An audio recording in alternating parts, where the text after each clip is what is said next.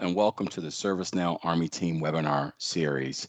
I'm Al Blocker, Account Manager on the ServiceNow Army Team.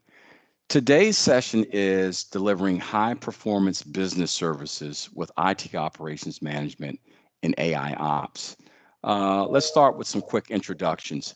I'm joined by Reggie Reed, Client Director, Dave Erickson, Senior Consultant, and John Ensco, Advisory Consultant. Why don't we advance the slide?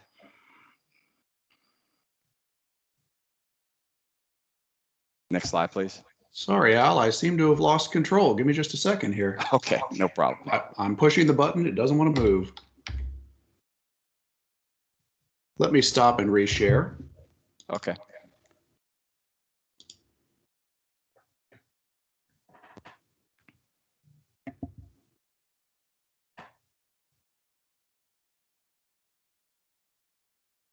There we go. Fantastic. Thank you so much.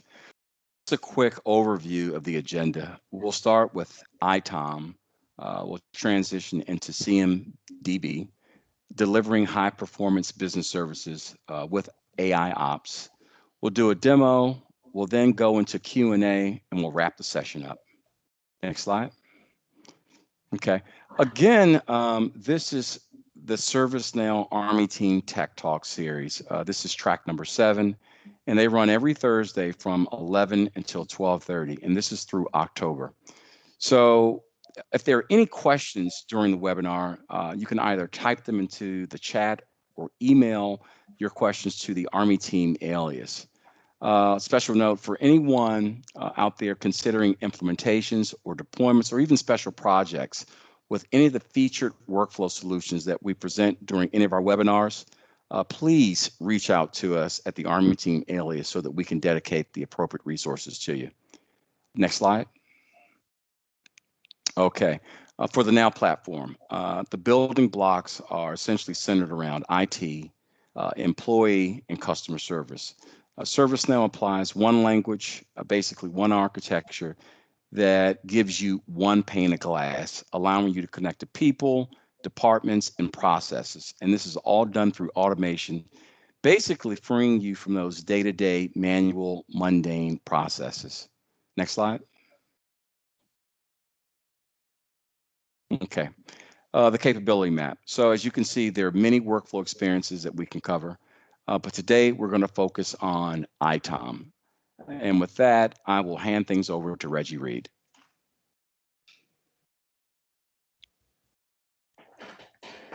Hi, thanks, Al, very much, and good morning, everyone. All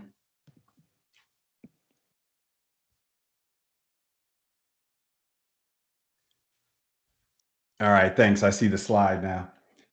So I think there's a general recognition that we are all in a fast-paced compute revolution, and there's a huge increase in the number of applications, devices, and systems that IT is responsible for. Plus, these applications, devices, and systems are spread out all over the place, with data centers across on-prem and multiple cloud environments. Not only is there an increase in the number of things to manage, but there's also an increase in the number of new releases and new IT domains, like we see across the federal sector, agencies embracing microservices. And on the Intel side, some of our national security customers are already engaged with managing Internet of Things and sensors. So responding to and protecting the needs of the warfighter is difficult when you lack visibility into availability, performance, and the overall health of the agency's mission-critical applications and business services. And with more applications, more systems, and more releases, it's also becoming even harder for operations teams to understand what to prioritize and how to best resolve issues occurring within the environments they manage.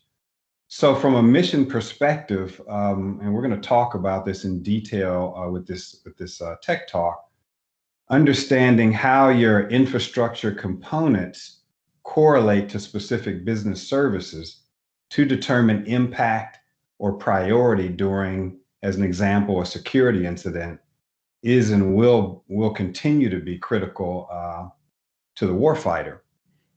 So visibility, understanding the health of your business services and applications to meet the needs of service level agreements and metrics around business uptime.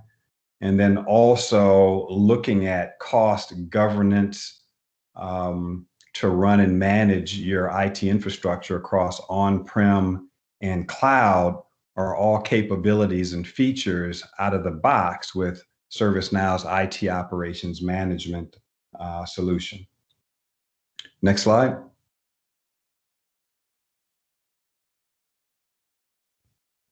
I'm trying, Reggie. I apologize, folks. Give me just a moment. I tried and it worked for me, so we'll take it from there. So IT operations management is an end-to-end solution. It's a suite of applications that work together to monitor, manage, and automate IT infrastructure, IT applications, and IT processes. And again, that's for both on-premise and cloud resources. And as we mentioned at the top of this briefing, the Now platform is a single system of engagement where all apps were created to work together natively with a common data model, workflows, analytics, and machine learning. So IT operations management is an integrated end-to-end solution that provides complete visibility, health, and optimization across your operations estate. And visibility, health, and optimization are pretty much the three pillars of the ITOM visibility suite. And just to cover fundamentally what that means, visibility is a process where we give our customers a complete view and understanding of their operations estate across their data center and in your cloud provider environment. So whether it's hardware, software, virtualization, storage, network, we discover it through an agentless process, and we present and manage that with business service context, which we'll be able to show you during the course of this briefing and demo. The second is health of your business services, and machine learning is integrated into the Now platform, and it was created to naturally interact with ITOM's event management and operational intelligence applications.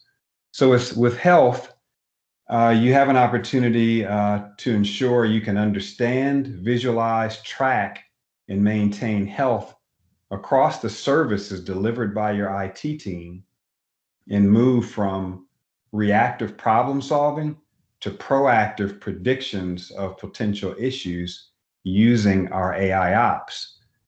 And then the last is optimization.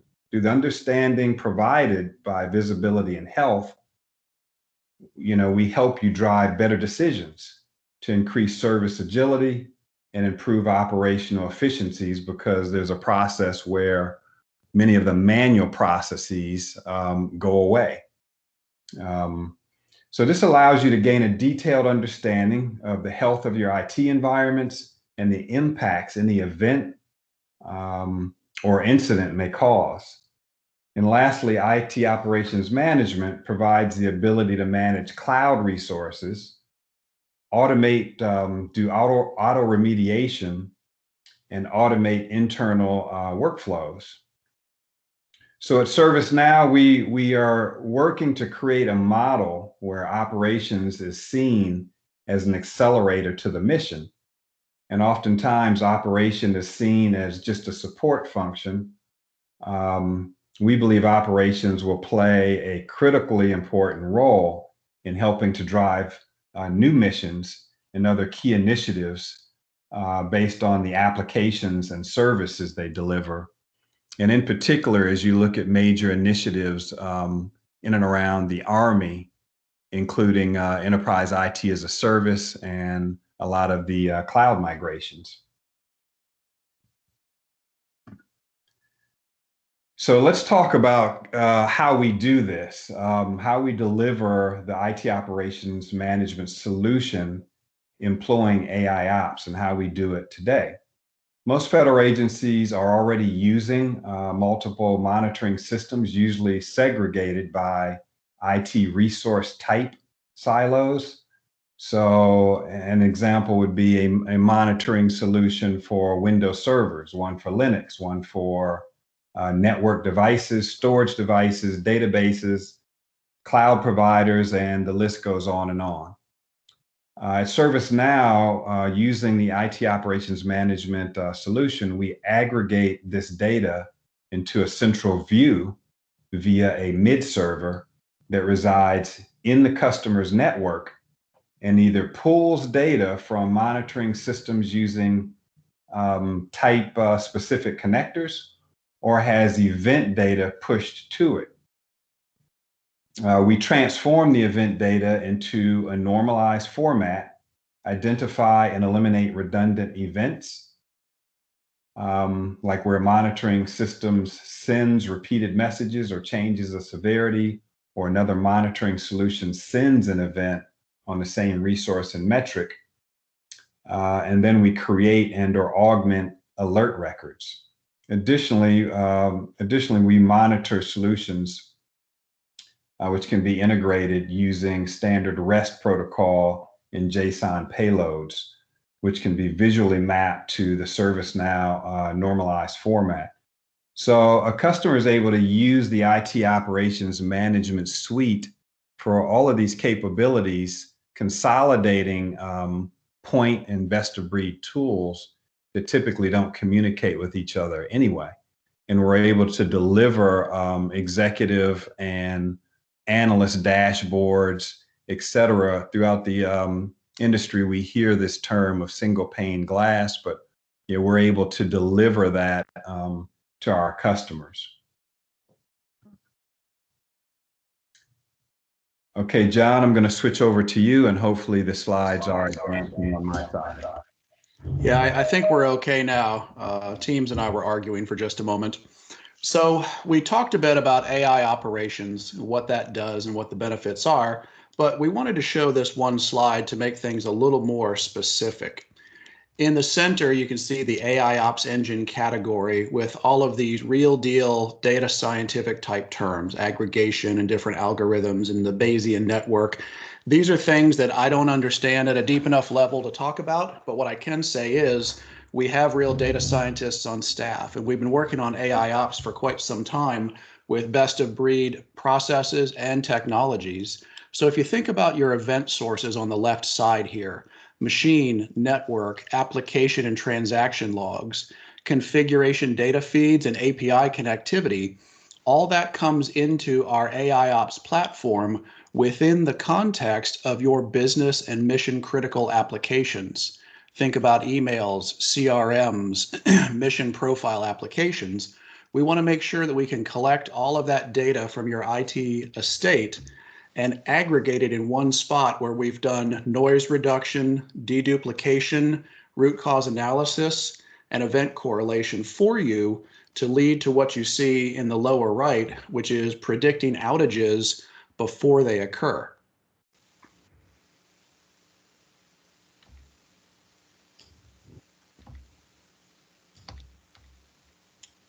Pause a moment and try to switch this to a different presentation mode.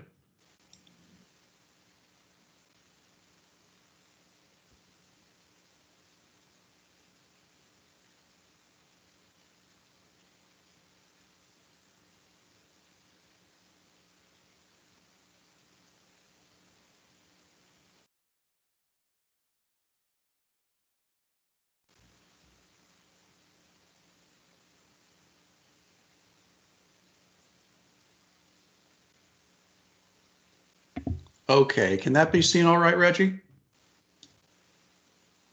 Yes, it can. Perfect, thank you. Okay. So again, when we talk about AIOps and we talk about the IT estate, think about the folks at the top. You have employees, GS workers and contractors, soldiers, partners, On the left and right, you have IT operations and IT services management teams. And then at the bottom, you have your business and mission critical application owners, colonels, captains, etc. They all have a stakeholder or a sponsor connection to what we're doing with IT and with data.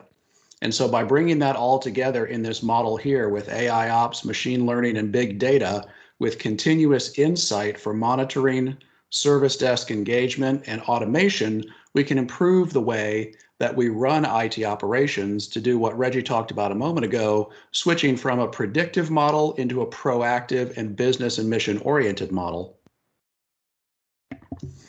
The Now platform has one database, the Configuration Management Database, or CMDB for short, which is one shared data model with shared intelligence. And what I like to say is it is a single source of action that allows you to connect all of your operations management equipment, all of your third-party monitoring tools into that single pane of glass that we've all been pursuing for 25 years.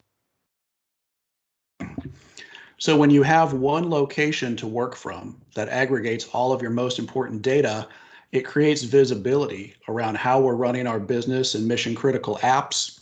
It can provide self-service capability for people to connect in either from desktops or mobile devices and actually fix things in real time through automation. In the lower right, you'll see multi-layer governance.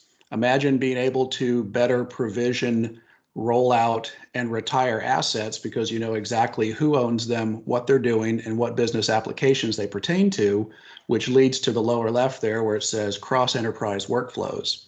Many times we have shared network locations with different teams that have different chains of command that are working toward the same mission, but yet still working very separately. And so we want to bring a larger, more coherent view to those teams for preventative operations management. Some intuitive user engagement, which is that self-service option I spoke about a moment ago, and then intelligence around how we provide and retire our IT service desk management, and also multi-cloud management for when we need to move workloads to cloud service providers.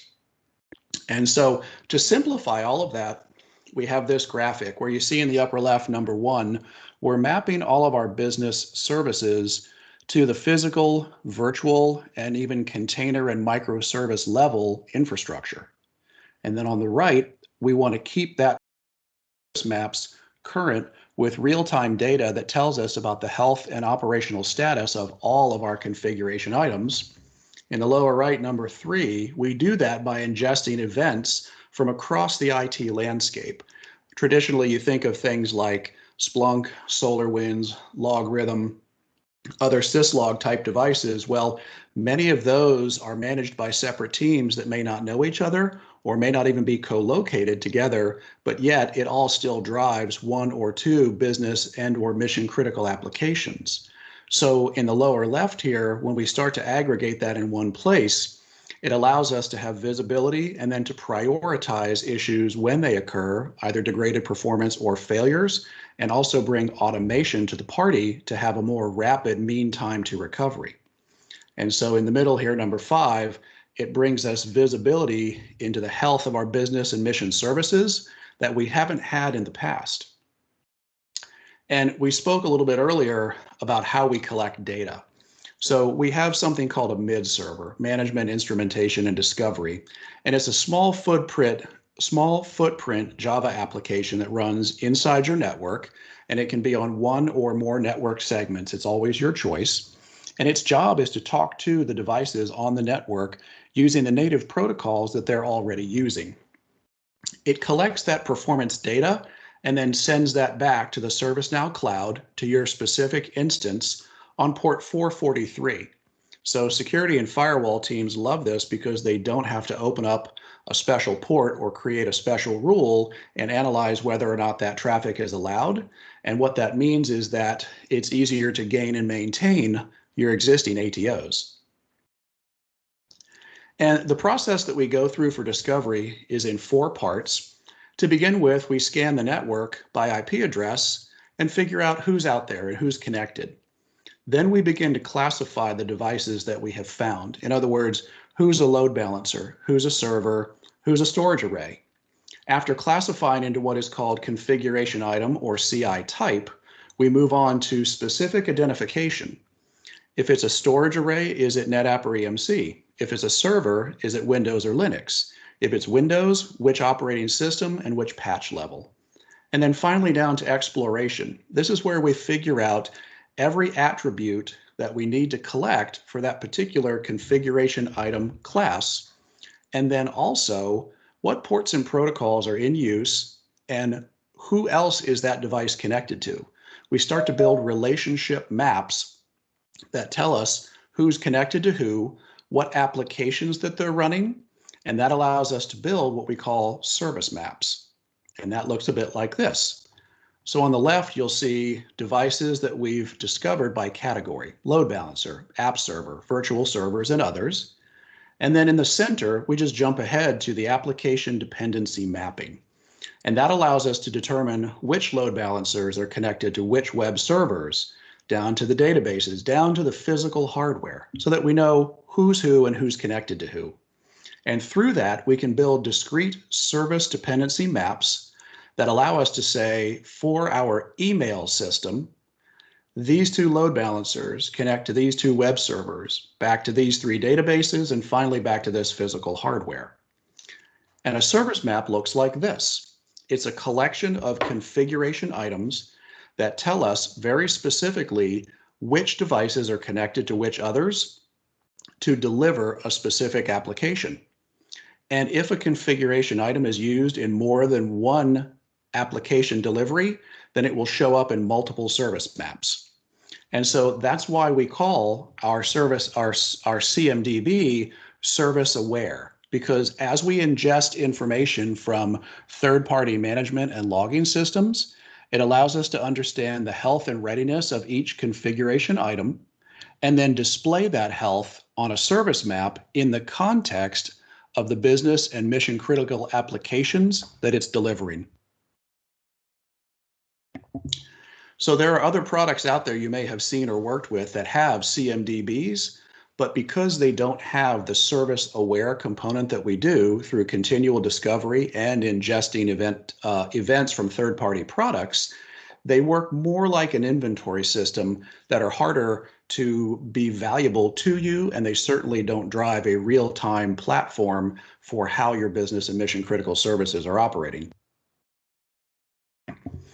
And you can think of this like a map for a three-tiered application. The two arrows at the top would represent load balancers or API gateways for cloud deployed applications. And then this next group would represent like the tier one or the front end of a three-tiered architecture. And we can see here that this logistics server is having a problem. And that came to us from events that we ingested from our third-party monitoring tools.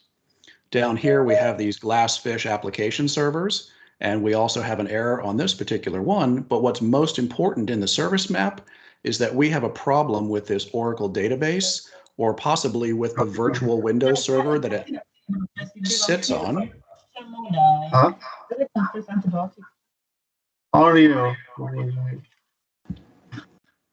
Dave, could you take care of that, please? So in tier three, we see that we have a problem, a red critical problem with either our Oracle server or the virtual server that it runs on. And through the AIOPs process, we're actually finding out what the root cause is, which I'll show you in a moment. The way this looks after you've built service maps is that our operator workspace tool is where your help desk, security, network, and other operations type groups would work from. At a glance, you can see the different application services that we're providing. You can see there are 50, and they're broken down into levels of criticality. In this example, we have order status, delivery status, and rewards processing as being in danger based upon the color. And from here, we can actually click on these tiles to find out what the specific details are so that we know who's affected, how deeply they're affected, and then what teams are involved to be able to remediate those issues. Another great advantage of the ServiceNow CMDB is that we provide a health dashboard. This gives you a real-time look into the health of all your configuration items, not to be confused with the service maps. What's important here, though, is how we break it down into different metric scores. There's an overall score here at the top, which says that we are 66% healthy, for lack of a better term. And then you'll see below that this metric is driven by 3 separate calculations called completeness, compliance, and correctness. The completeness scorecard tells us when we have collected the recommended and required attributes for the different configuration items that are in our network. And you can see our score here is very strong. The compliance scorecard is very important to operations teams because this is driven by key performance indicators, or KPIs, that we use for audit purposes. So at a quick glance, we can see that the majority of items in our database today are not within audit compliance. And an example would be if we had physical servers and each one of them was required to have a minimum of 4 gigs of memory, or 8. It's completely settable by you.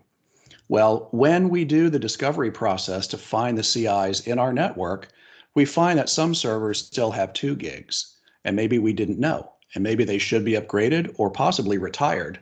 So it's this compliance part, this audit part, that is very important to help us understand what's out there, what's not working correctly or configured correctly, and what needs our attention.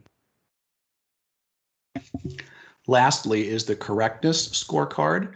And that's where the CMDB tells us if we have duplicate items that maybe came from importing data from another third-party source, or orphaned items, which are configuration items that don't have an owner or a group owner, which is typically going to be something we want to have to understand who owns a piece of equipment, and also to do chargeback or showback operations.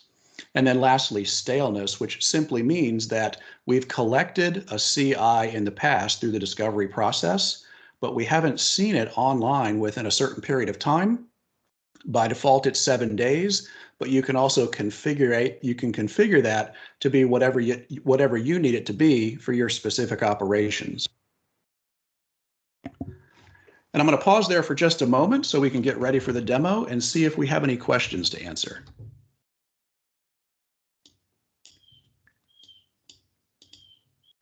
Yeah, so we got something in the chat. Thanks, John. How are you handling multiple networks environments where they can be separated because of security or type of environments? And how can you have a single pane of glass reporting on them all? So that's a great question, and thank you for bringing that up. There's a couple of ways to do it, and really, like with many products, there's more than one way to skin the cat.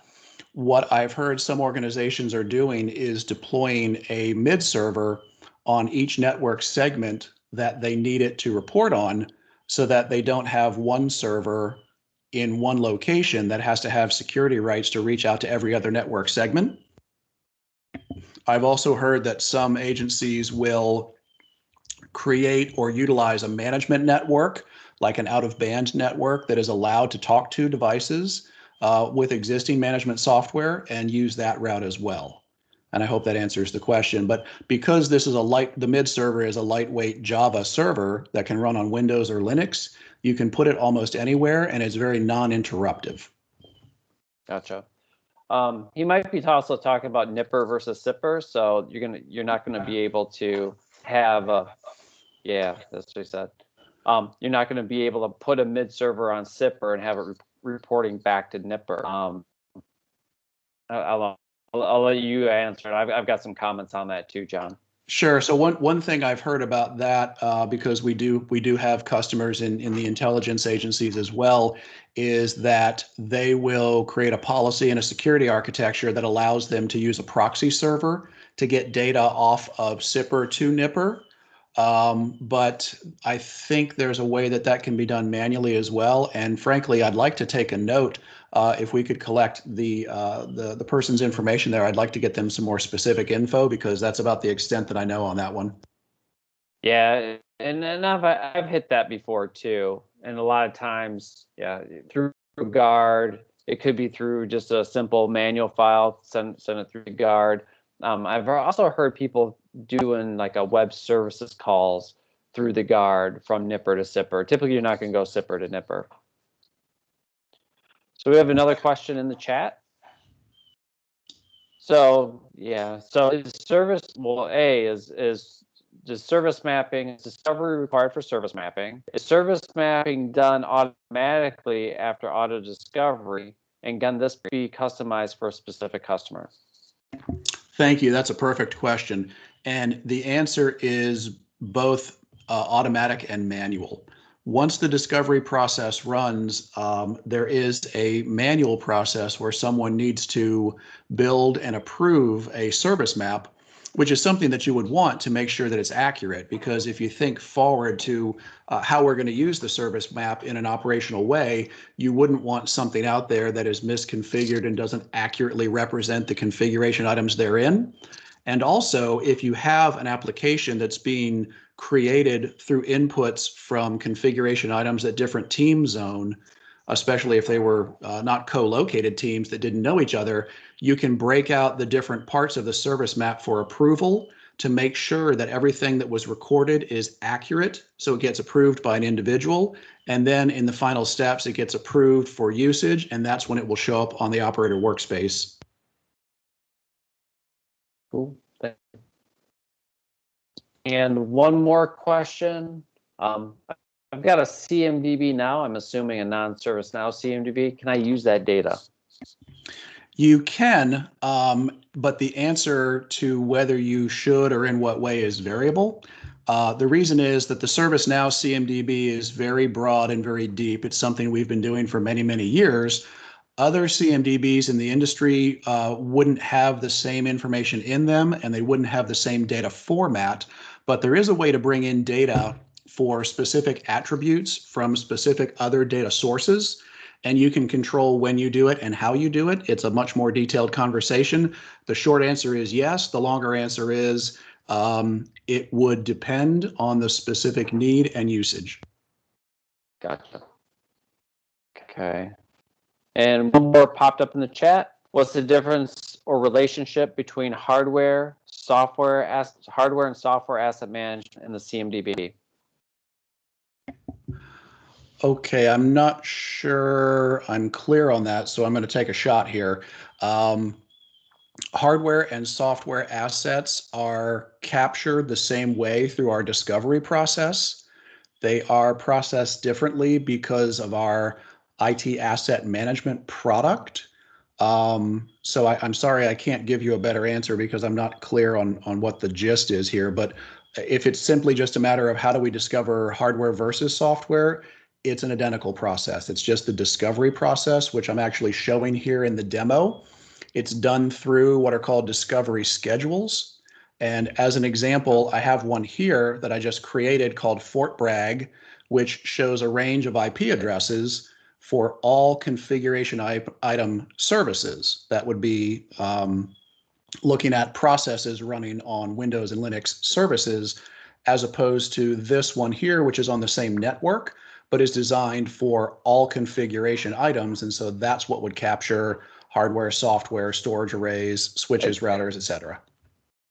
Yeah, I think he's talking about the products, the difference between the products. So, you know, the CMDB is going to store all your, like you said, it's going to store all your hardware and software in your CMDB. But I think what he's asking, and Bill, I think you have some comments on this. When does those software and hardware items are actually going to take, I want to say, another route or another step up into the hardware software asset management product? And last week talking about apples and oranges, taking that and combining it with contract data to get compliance, to get warranty information, and so forth. Bill Munson, do you have any other comments on that? Well, I think you hit the general ideas of software asset management, hardware asset management, and so did John as well. We discover these attributes of the software that's installed on your various servers, devices, etc., import that into the CMDB, where our software asset management module takes advantage of looking at the different software titles, the different usage information of who's using that particular title, how much it's being used, etc.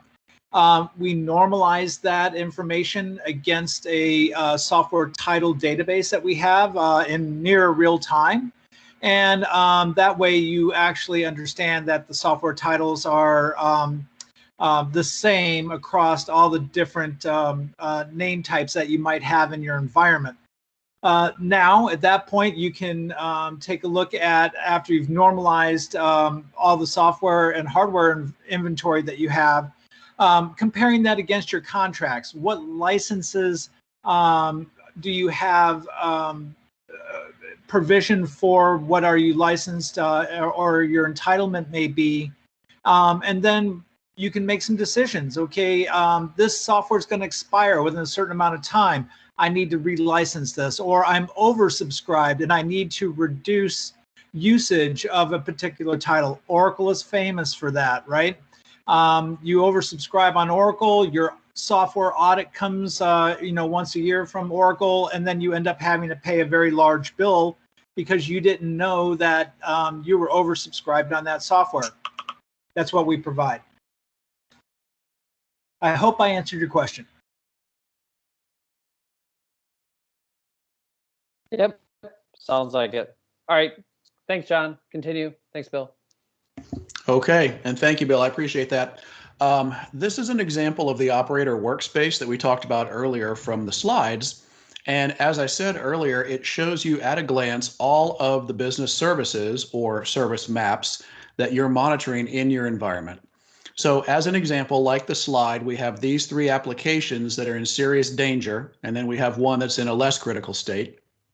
You can either go directly to these to look at the details of the problem, or you can open the section here to filter your alerts by priority. In this case, it's showing us the most urgent first, and it says we have 2 problems to address. The first is that there's this Windows server that is below 15% disk space and in jeopardy of shutting down.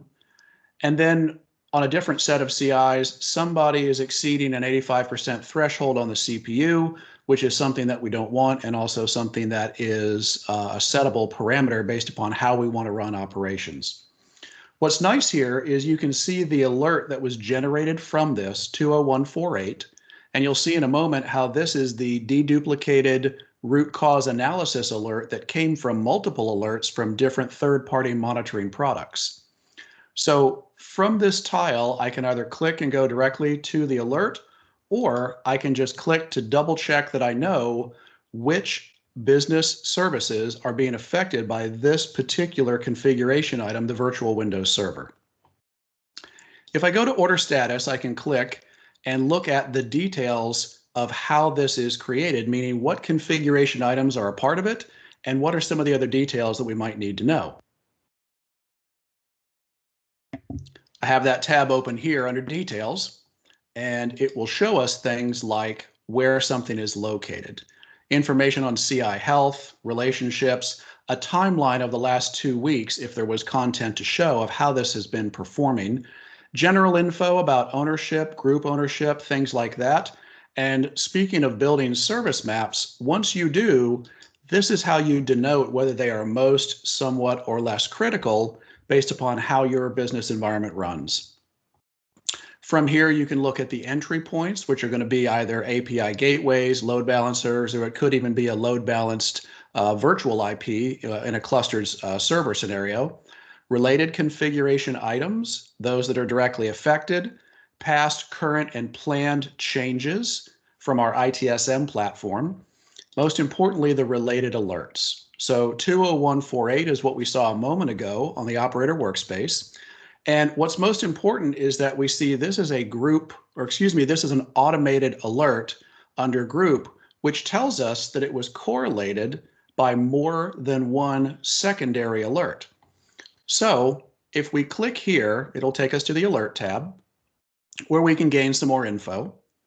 And one of the things that we can note here are those secondary alerts. This is where AIOPs really shows itself and the deduplication and correlation root cause analysis happens.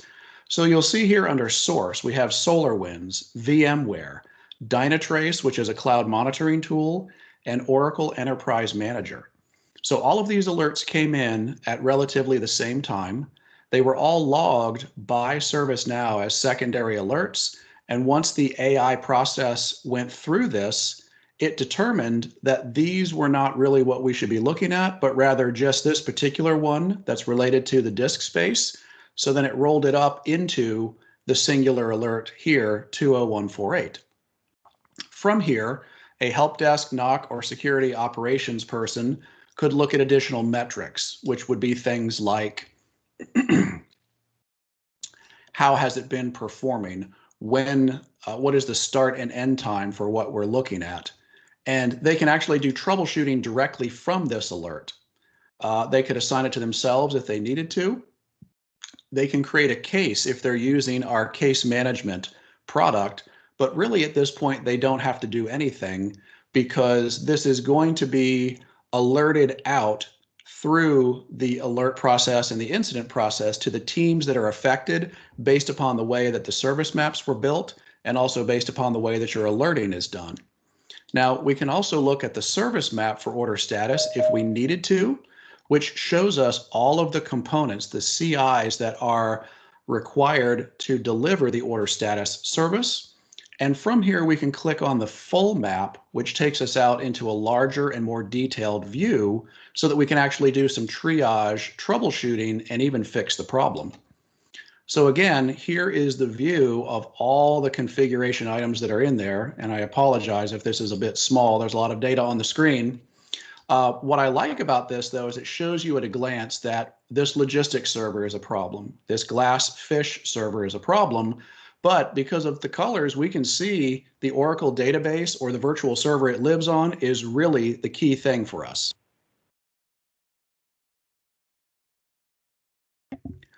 Below, we can see that single alert we already saw, 20148. And if we needed to, we could change the view to look at the secondary alerts if there was a reason to do that.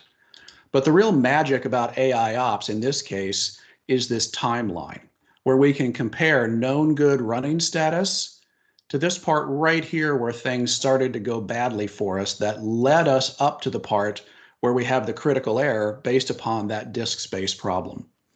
And you'll notice that this is a timeline where you can set days, hours, weeks to look at different segments of the operational status of not just the CIs, but rather all of them working together as a service map. What I've done before we got started is I placed these two black balloons, as they're called, on either side of that error, and I told it to compare what was going on. Because what we do on the platform, in addition to looking at configuration item health, is we look at configuration files for the CIs that we're keeping track of. And so this view here shows us that there was an update done to the Oracle server. So if we click on the Oracle server, we will see the properties of it over here as a configuration item. And when we scroll down, we'll find the section here for the configuration files that we're tracking. And what it says is there was an update done to this particular one. When we click on that link, it takes us to the view of that configuration file, and it highlights the item that has been changed. In this case, the SQL Trace Utility has been turned on, which is what an Oracle DBA would use to create verbose logging for troubleshooting. The problem is, verbose logging doesn't take too long to fill up drive space, especially if it's left on for days. And so we know right away this is the root cause of the problem. So if a help desk technician doesn't know what the utility is, at least they could report that up to the database team or the server team to make sure that everybody has the right information as quickly as possible. However, if we go back to the agent workspace and we go back to the alert, there's logic built in to the alert under the actions section here.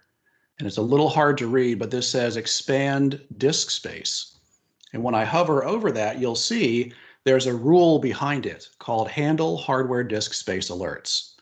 This means that if I click here as a help desk technician, I can actually fix this problem before it fails and takes the system down. And I'm going to go ahead and do that. It'll take a moment to run, and then I'll show you what's occurring. So we have a technology called alert management rules. And in this case, this one was configured to give operators the ability to either clear log file directories or expand disk space when there's a low disk space alert. And it's very simple to build. There's a filter that says, activate the rule when there's a change to the filtered conditions. And the conditions are that we're not in a maintenance mode. Maintenance is false. The CI class is a server, and the type of alert is low disk space. Well, when all that occurs, we have a couple of choices here. One is remove log files to free up space. The other is to actually expand the disk space partition so that we don't run out. And you'll see under execution, these are both set to manual. That's only for the purpose of the demo. Typically speaking, this would be set to automatic so that when that condition happened and when that alert was triggered because of the low disk space threshold, it would just automatically add the storage to keep the system working. So if it's 2 o'clock in the morning and nobody's there or nobody's noticing what's going on, you don't have to worry. And this is what that looks like, this particular rule. It takes some inputs to what the configuration item is that we're talking about. Then it creates a change record in the ServiceNow system so that we've got a very discrete paper trail about what we're doing. And then it says, well, if this is a Windows server, I'm going to write a log file. And then here's the key. I'm going to automatically allocate storage. And this is something that you build on your own based upon what you need. And this says we're going to go to storage array 88 to LUN number 28, and we're going to give it a 20% increase. So if it were a 100 gig drive to start, we would add 20 gig, and hopefully that would give us enough breathing room to keep the system up and running for long enough for a server or a database engineer to get there and actually fix the problem. Okay. So I said a moment ago that I was going to click on this action to expand the disk space. And when I do, it opens up this window here, which is automatically making use of our Flow Designer tool. And when I refresh, we'll see here what the results are. Now remember, I'm working as a help desk tech. I don't know how to run databases. I probably don't know how to build and maintain servers. But what I was able to do was click on that one button and complete all of these things to save the day. So I created a record that said what I did, wrote a log file. Most importantly, I allocated the storage like we saw in the alert rule. And now when we go back to our operator workspace, all of a sudden order status is no longer in danger, and the other two applications are not either. And when I clear the alert, we go back to the full view, which shows that order status and logistics still have a problem, which are actually going to be related to this alert here for the threshold overflow. And I'll pause there for a moment for questions. Hey, John. Yeah, there was one question from Kenny. I know Bill's answering them right now, but like to get a voice recording of it too. But does the alert convert to an incident problem ticket at any point, or does it remain as an alert till it's resolved? It's actually both, and that's completely configurable based upon how you need your environment to run. So when the alert comes in fact, let's take a look at the alert. I believe it's shown in there. Here's the alert, and here's the incident number that was created to go along with it. And then I think for every secondary alert, that is probably the case, but the truth is this is all scripted demo data, and I don't know how well this was fleshed out. Oh, yes, they did. So in this case, one of the secondary alerts, no, excuse me, it's related to the parent. So actually that's probably good where you don't have 10 incidents for 9 secondary alerts and a primary. You've only got 1 incident that's created, and that incident lingers until it can be closed. And I believe you could have it close automatically based upon the automatic scripting of expanding that database. But you would definitely want to make sure that you have logic in there that alerts the teams that are involved, which could be server, virtualization, and Oracle, to ensure that they know what's going on. Because in this case, what we see is that the Oracle database was built on the C drive of that virtual server. and there's no additional drive for the database or its log files. So really, this server should be fixed in many ways. Gotcha. Thank you. One other question. Can we do discovery service mapping within our cloud networks? Yes, absolutely. You can run mid servers in the cloud networks. You can do API connectivity to the cloud management portal as another alternative to get information that way. It's just that it would be, I believe, limited in terms of, let's say Amazon only collects certain things. We could have an API connection to Amazon, but then we're limited in terms of what they're giving us. So again, it's one of those customizable answers based upon what your operational needs are, and also based upon operational needs for different parts of your network. It's completely customizable. Cool. Thank you. That's all I've got right now. Okay, well, that is the end of the demo content. And as I said, I'm happy to answer questions if we have additional ones. I'll show one last thing, actually, just as a quick reference. Some people like to see this. I started here on the discovery schedule section just to show that you can have multiple schedules that do different things. As an example, you can have some that run on a daily basis at the time that you specify and for the duration that you specify. For instance, I think these are set to run at 0200 for 4 hours, but no more. We often get asked, how do you do discovery? How do we control it? Could it run away and tie up network resources? And the answer is no, not really. It's a very low threshold or rather low footprint kind of query, similar to SNMP, SSH, WMI, because in fact those are the protocols that it's using to talk to your devices. But absolutely, you can configure this to work any way that you want, meaning time of day, day of the week, and duration. And then when configuration items are collected, this is what your CMDB looks like. We have a tool called the CI Class Manager, and you can see at a glance in this demo instance, we have 6,824 configuration items that were collected across all these different categories. I'm going to focus on Windows servers since it's so common. When I type in the word Windows, it pops up and says, okay, what exactly do you want to look at? So you can look at any of these different CI classes at a very quick glance. I'm going to choose server, and the display changes to show me that I have 120 items or 120 Windows servers in this database currently. Windows servers are a child of the server class, which is a child of the computer class, which is a child of hardware. So there's a hierarchy here that allows you to see where everything is, where it goes, and if you need to reclassify something, you're able to do that. When I select that class, we get to see some important data. The first thing is the list of CIs that we have for Windows servers. So if you needed to search for one, you could come here, do a search by name or by operating system, and find those very quickly. You can also look at the attributes that are being collected to make sure that you're getting everything that you need, and then also figure out where that comes from. So as an example, if we look in the lower right, we're collecting 111 attributes for Windows servers, and that comes from here. But if we look here under Derived, this tells us what we're collecting from the parent class called server. Turns out to be the same, and there's nothing wrong with that, but it allows you to get a sense of where things are coming from, because Windows Server as a child of server is going to have inheritance. And then if you needed to add a class for something, let's say a custom attribute,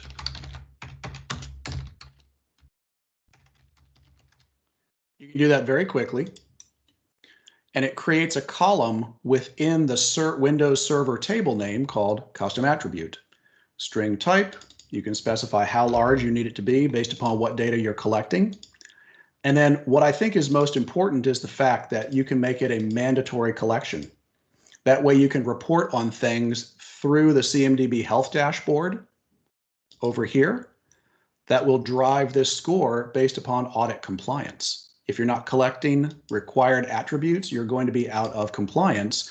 And so when it comes time to prove things, let's say through the ATO process or other inspections, you're going to have that ability. You can make it visible or not. And as soon as you hit this button, save, it goes through and retrofits every one of those 120 servers to have the new attribute, and you can immediately make changes in the network like that.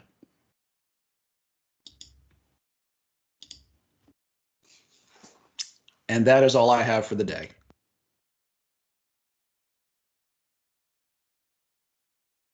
Great, thanks, John. So just a couple things in the chat. I put I was mistaken on the website before. I put the link to the ServiceNow Army webpage in the chat. It's just your.servicenow.com/army/soldier-quality-of-life. Sorry, that's a mouthful. But the recording will eventually go up onto that Tech Talk series link. There's a link there in the middle of the page. Click on that. It'll open up a PDF, and then you select the link on the link column to whatever webinar you need to view again. So sorry about that. That was a mouthful, but I'll put that up there hopefully by tomorrow, and you can go there. So that's all I have. I don't have any more questions. Al, I'll let you close out the meeting. No, well, again, thanks everyone for your participation today. We really do appreciate it. Any questions or any follow-up you need, please go to the Army alias and we'll respond. That's it for me. Thank you, everyone. Thanks, everyone. Have a great day.